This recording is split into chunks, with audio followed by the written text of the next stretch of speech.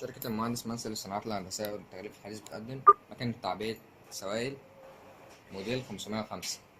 المكنة بتعبي السوائل، بتعبي كاتشب، بتعبي العصير، بتعبي جميع أنواع السوائل. المكنة بتشتغل على كهرباء 220 كهرباء البيت العادية، واحنا بنصور عليها النهاردة عصير. نيجي للشاشة الرئيسية بتاعة المكنة. عندي السيدة عداد الأكياس، والإل طول الكيس، والإس ده سرعة المكنة، هي دلوقتي ستوب عشان موقفة، والبي ده فوتوسيل واقف عشان الرول اللي عندي شفاف، لما بيبقى مبوع بنشغله. وعندي هنا زرار الجاج بيشغل مكنة لحظي اهو، وعندي ده ستوب عادي، وعندي هنا ده زرار سحب البكر اهو، وعندي هنا السخانات بقدر اظبطها من الزرار دي، اعليها او اوطيها.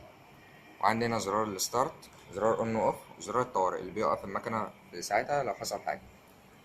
وعندي هنا بتحكم من سرعة المكنة من هنا، اقدر ازودها او اقللها. الأدوس بتاع المكنة نحط فيه المواد، نحط فيه منتج، والمنتج دلوقتي عصير. وادي اللي بيتحكم في المواد، اقدر افتحه او اقفله.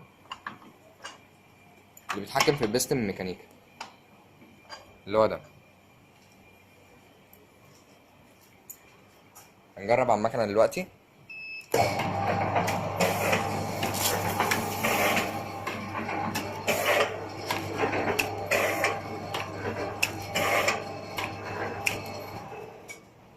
احنا دلوقتي جربنا من غير مواد، هنفتحها ونجرب على مواد.